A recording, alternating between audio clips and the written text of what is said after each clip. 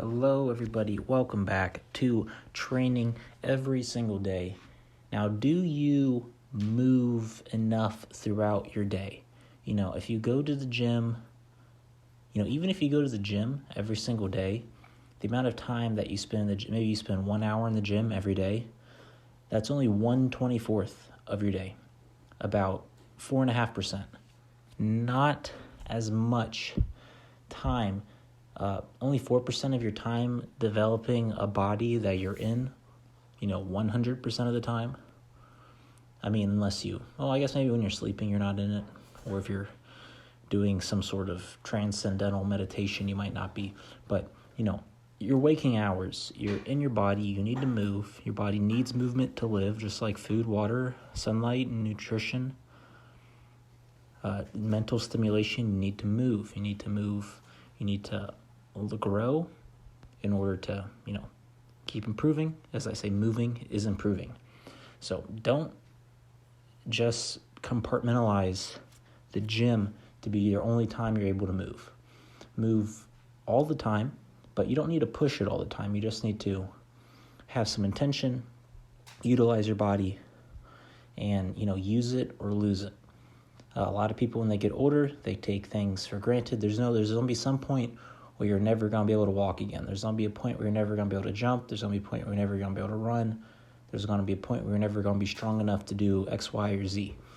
So just to stave off that, or even if you aren't strong enough, you can rebuild a lot of these lost movements if you just take enough time to develop yourself once again.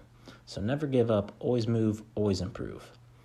So I started off this was in the evening. This evening with some weightlifting on the power rack, some L-sit pull-ups for mobility, some weightlifting for size, and then these dips also for mobility and strength, mainly just mobility and strength in the shoulders and in the chest. If I can get some more repetitions, maybe get to about 10 repetitions or so, then it'll start to be a real size builder. But for right now, I can only do about 3 dips, along with about 3 L-sit pull-ups for mobility, because I mainly focus on getting the fullest range of motion to fortify the joints, to work the tendons. Tendons need a lot of time under tension, and they also need to be put through the full range of motion. So I at least do the full range of motion part. I also get outside, work on some flares, throw my feet up in the air. Very fun. I try to get this movement down. I try to just go for doubles on each side, just to progress the technique that I'm using. And I think I'm making some amount of progress, but I do wish that the progress was coming a little bit quicker on these flares.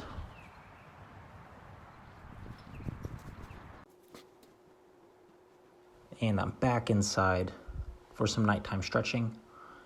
Do you stretch at night? When do you stretch? Do you stretch at all? I do feel like, yoga or Tai Chi can sometimes take the place of stretching. But stretching does have the main benefit of, you really get that development of that internal map of your body and movement throughout there. So let me know in the comments if you, do some stretching or some sort of slow, programmed, and, improvised movement structure. Also leave a like, also subscribe if you're not subscribed already. Those are some of the best ways to support the channel and support me. If you want, we can book a coaching call. Just send me an email. Or you can call that Connect With Me number at the bottom to just talk to me. You can talk about whatever you'd like to. And it costs $1 per minute with Connect With Me. And follow me on Instagram. That's also free. And I'm going to be posting there a lot more. So check me out there.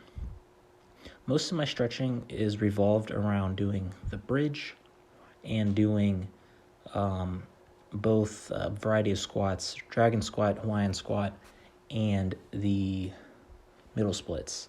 I didn't do any middle splits today because yesterday I was kind of sore throughout a lot of my joints. So I wanted to take it a little bit easy today. But I was feeling a lot better about this time.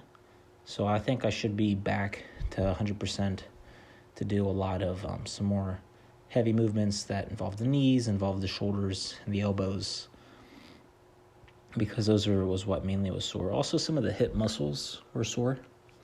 So now that I think today or tomorrow, I should be ready to do a lot more intense movements, push it in the splits, push it in the bridge, handstand power movements, all that.